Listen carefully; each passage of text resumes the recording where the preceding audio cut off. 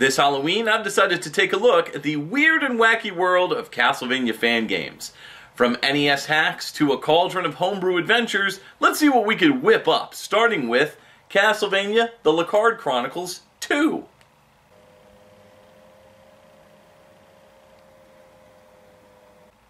Wait, what's Castle of Succubus?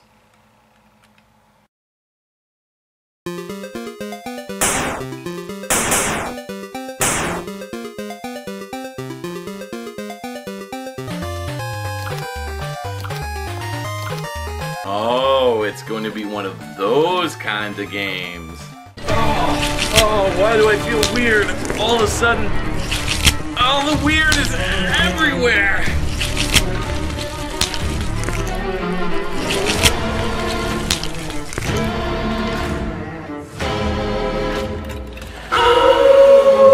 Well, they do say it leads to hairy palms.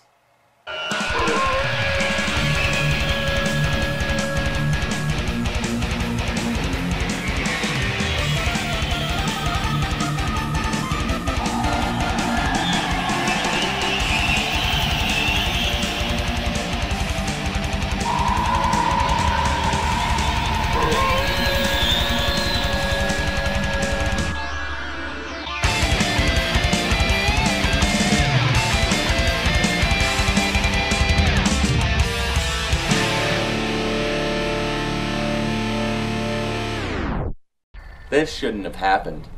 But how am I going to get back to normal? Dave Thomas, rise from your grave! You know, if I didn't know any better, that sounded like Zeus from Altered Beast. But wait a minute, did he just say my Gwave? And more importantly, did he just call me the late great owner of the Wendy's fast food franchise, Dave Thomas? Your grave! But I'm not dead. In order to return yourself back to a human, you must reverse the curse by beating Altered Beast. Awesome! I love that game back in the day. On the PlayStation 2. There was an Altered Beast on the PlayStation 2? 2 reviews ago, we touched on a post-Dreamcast era Sega releasing games like Beach Spikers, which was the focus of that review.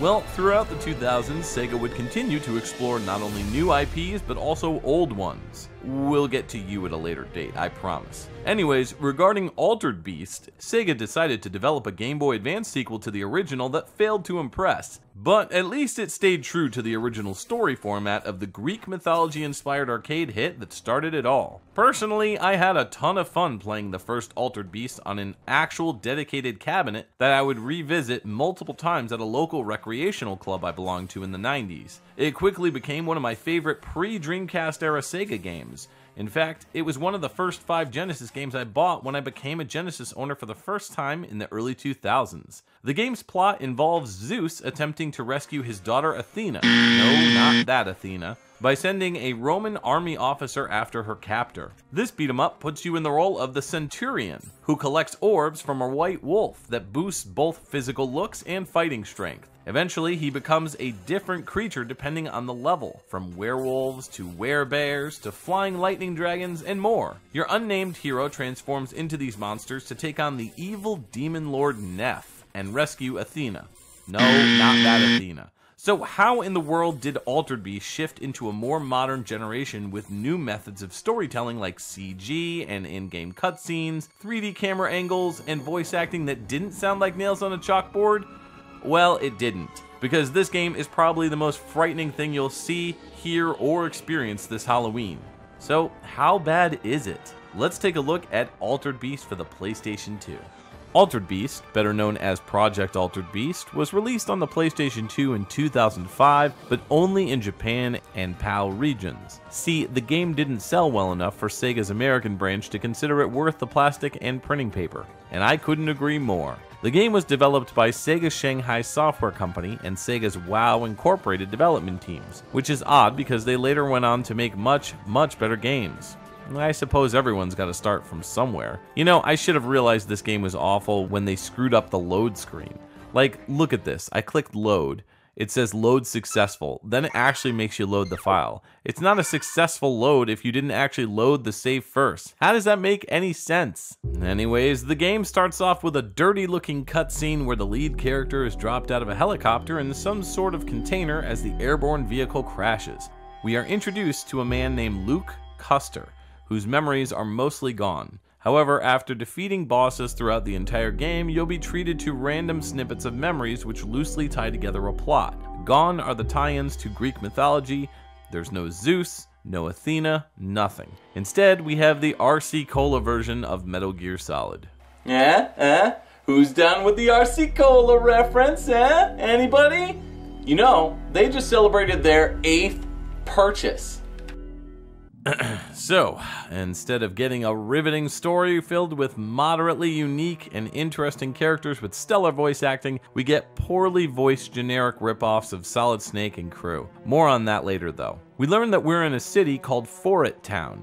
Yeah, I don't get why they didn't add an S either, just call it Forest Town. He gets attacked by a wave of monsters and somehow unlocks an inner power he didn't know he had, allowing him to transform into a werewolf. Throughout the game's 16 agonizing stages, Luke is followed around by a camera that just refuses to turn with any sort of ease. Shifting the camera to the right or left fully is incredibly difficult to do. You can kind of tweak it, turning it slightly, but it almost feels like there's some weight behind the camera movement, and it makes altering your viewpoint extremely difficult. This is certainly a negative aspect of the game, but honestly, I can kinda work around it. I try to be a bit more forgiving when it comes to games, but what's even more terrible about Altered Beast are the sluggish controls.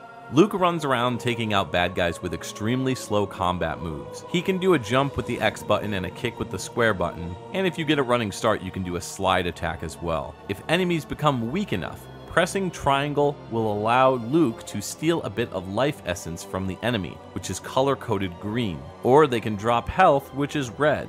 The green bar at the top of the screen is used as a time limit for your monster powers. By pressing the circle button, a honeycomb-style layout appears with the monsters that you can turn into. When selecting one of these powers, the game showcases some truly gruesome and impressive visual scenes of the human-to-monster metamorphosis. It's extremely well done, and there are several different cutscenes that play each time you change to a different monster, giving you a fresh look at different parts of the body as they change. The issue is that this happens literally every single time you transform, which can lead to impatient button mashing to end the scenes quicker. Thankfully, they can be skipped, but it takes the player out of the moment during heated affairs with enemies and bosses. The amount of enemies on a screen can range from 2 or 3 to a whopping 15 to 25. This can cause some immense slowdown at points, with certain boss battles in particular slowing to a crawl not seen since the Super NES days of gaming. But the frame rate is only part of a much larger problem. The combo system in Altered Beast can be leveled up to different attacks full of variety by defeating certain enemies that have a white, flashy fog surrounding them.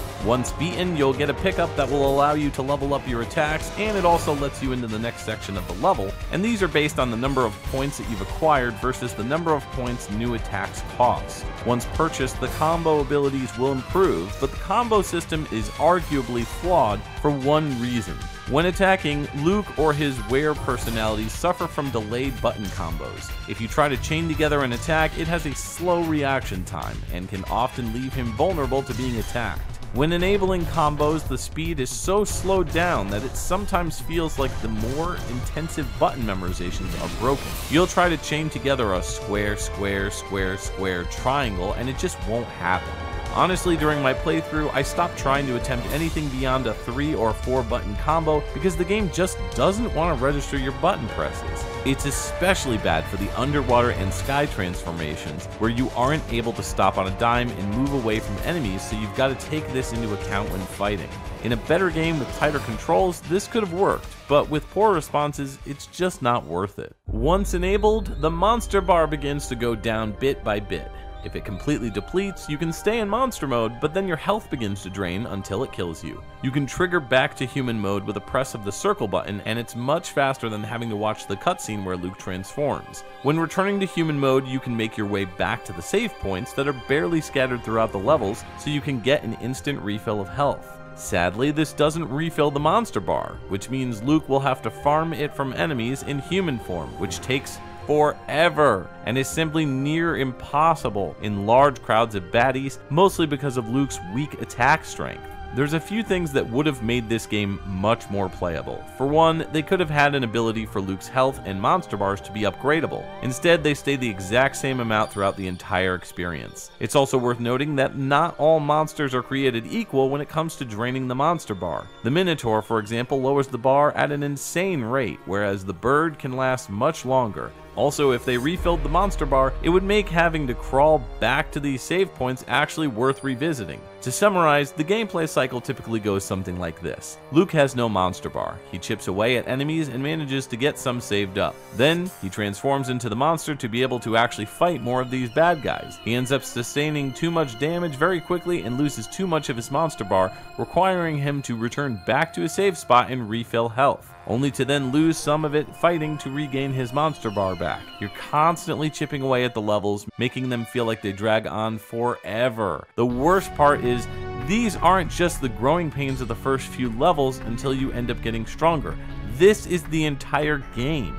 Boss battles in particular are completely unbalanced. Some are super easy, like this underwater creature that I'm battling. I'm just mashing the buttons and swimming around avoiding him, and since the attacks are homing based for the underwater lightning version of Luke, it makes for a simple effort. Then there's tougher enemies like this bird boss I have to fight at the end of the mall level. It's a two-part boss fight, one part inside the mall and then the second part on the outside. The second portion has a very tedious pattern involving jumping and moving away with the werewolf. Almost every boss battle requires Luke to farm either health or animal spirit green pickups, particularly when the boss starts wailing on his own minions accidentally, allowing for ease of pickup. So you'll chip away at a boss's life bar by trying to figure out which attacks work the best with what monster. Then you'll spend a few minutes recharging both of those bars so you can continue wailing on them. It's way too time consuming and feels way too grindy. The powers that Luke can acquire are the werewolf, who's probably the best fighting character in the game, the merman, an underwater black lagoon style creature that can shoot bubbles, Wendigo, who is strong but slow and can throw ice either in the air or towards foes. As a side note, Wendigo's ice toss is horrendous. There's a part where you have to get on top of a bus to toss ice in the air at these enemies, dumping what looks like buckets of rocks and vomit onto the front steps of the mall, blocking your path. Oh, yeah, of course. The old boulder vomit trap. Classic video game stuff right there. So you transform into Wendigo and have very little room to toss these ice blocks in the air. There's no targeting system whatsoever, so you're just kind of fumbling left and right to try to angle these shots as best as you can. It's just ridiculous. You have to laugh at how bad the controls are here. This isn't challenging, it's just broken. Then there's the Garuda transformation level. Goodness, I can't tell you how bad I wanted to throw my console out the window during this part of the game. So typically when Luke finishes a boss, he'll ingest a pill that he finds buried inside the defeated foe. Okay, weird, but this is how he begins acquiring all these different powers. So after defeating the black giant bird, you get the Garuda power. Essentially, you're a giant eagle flying around shooting feathers. There's two options to shoot feathers at enemies: stationary and with a flurry of attacks, or one by one while moving. Flying in the air with Garuda has probably the best controls in the game, with the second best being either the werewolf or the merman. The flying level is enormous, and in order to move on, you have to take out a specific group of harder to kill flying owls that dive bomb you. But you can't kill them with one feather at a time while flying, so you have to find them, attack briefly, then move far enough away that you can find a different group of easier to kill enemies and farm health and spirit energy from them before returning to continue taking out the owls. The worst part is, you have multiple groups of owls you have to defeat before you can proceed, and they are scattered very far apart. My best advice is to try to land and save somewhere after every time you defeat a group of owls. Heck, I'd even suggest saving as often as possible, but that might just be me. I'm an oversaver. After the Garuda power-up, you claim the Minotaur, who looks more like a golem monster than a Minotaur. The Lightning Dragon is next, and while there's other forms that can be unlocked after this game is finished, like the Grizzly Bear for example, you'll be so numb to the experience, you'll just want to shut the game off and be done with everything. Levels range from forests to abandoned cityscapes, a mall, underwater locations, and flying through mountainous regions. Later on, the game goes through a mine area, a research facility, and more. Graphics here are a mix of serviceable character models that don't really stand out to lifeless outdoor and indoor areas. Nothing pops out as engaging or even realistic. It just looks like a plethora of grays and browns mixed with empty arenas only showing enemies. Most enemies are repetitious, which I can't be too hard on because the original game was the same way. But at least in the original game, you wanted to fight them. Since there's no leveling up, the only way to improve your skills is through combos, so taking out the glowing guys as mentioned earlier is your best option. Once you kill all the enemies in one area, if you later return to that same place, the monsters will be back. This was probably done to help with farming for your bars of life and energy, and I must admit it is nice to not have to fight them all over again. In most cases, you could just run right by them. The music here is completely unmemorable. I couldn't hum back to you a single melody or chorus in this mushy sounding electronic orchestral mess. It was at least appropriate for what was happening on the screen, but otherwise it just didn't have anything worthwhile to listen to both in and outside of the game. Project Altered Beast was an experiment funded by the Army and was kept secret from all but the top officials in Washington. The goal of the project was to create a type of genetic cyborg, or genome cyborg as we call them, that could absorb genetic material from various animals and work it into their own DNA. These soldiers could use the abilities of those animals to aid them in battle. From the cutscenes, we gather that there's a guy named Brad who, like Luke, is a genome soldier who also takes on these powers. The scientist who created these genome chips and genome cyborgs is also featured in flashback cutscenes, a Dr. Eric Jobs. He's disappeared, and Luke's mission is to retrieve him. What's happening to me? Who are you? You don't remember? Don't worry, it's just a tranquilizer. Transformation puts quite a bit of stress on your cerebral cortex. That's the human part of your brain. We don't want your mind to transform as well, do we? Transform? What are you talking about? I don't suppose you would have the chips with you like you're supposed to. Though, I doubt that in your current state you even know what I'm talking about. A mystery woman named Anastasia will appear randomly, and though it seems like she's here to help, she mostly just serves the purpose of spoon-feeding the player any sort of resemblance of a narrative. Her purpose is shrouded in... Yep, she's the bad guy. Could have seen it coming a mile away. That's the big twist. Trust me, Internet, I did you a favor. You're welcome. I mean, I wasn't gonna say it, but yeah, she's also a genome cyborg, and she becomes the final boss of the game. The thing is, I don't really have any sort of motivation to take her out because I don't care about any of these characters.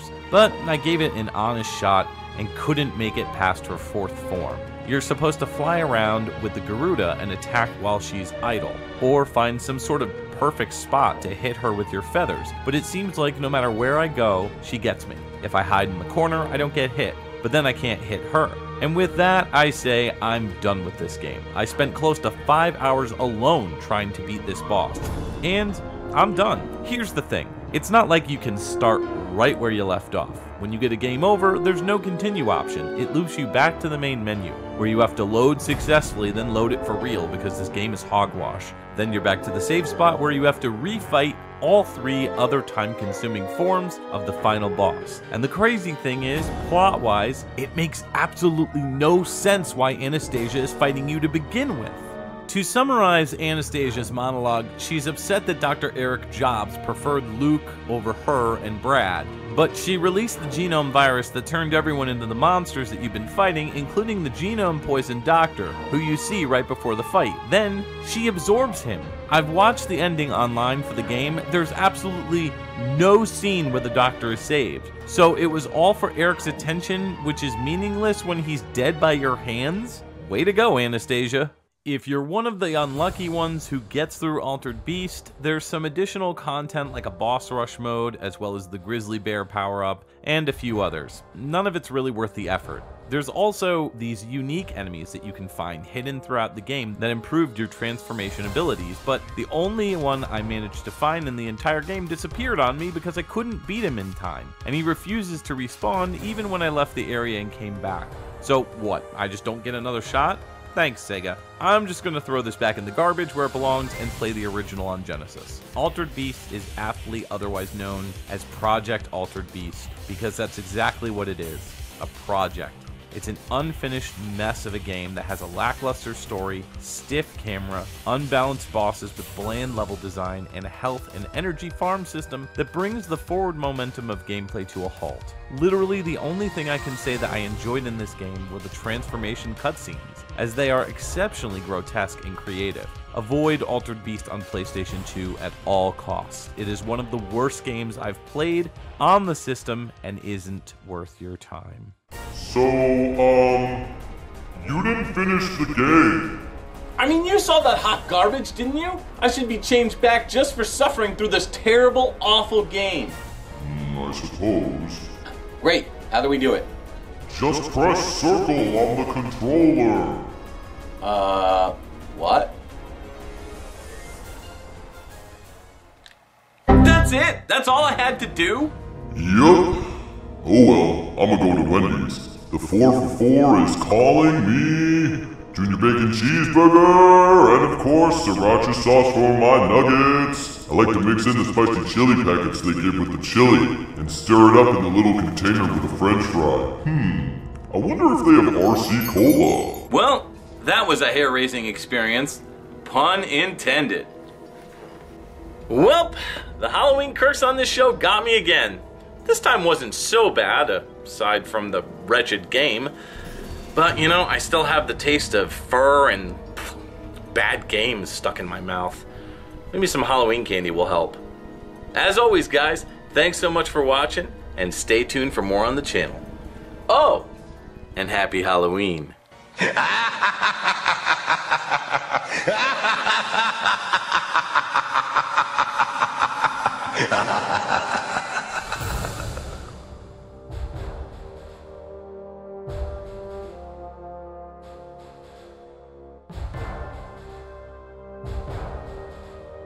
Thank you to the following patrons. Your support means the world to me.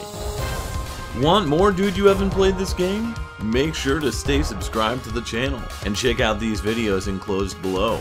As always, thanks for watching.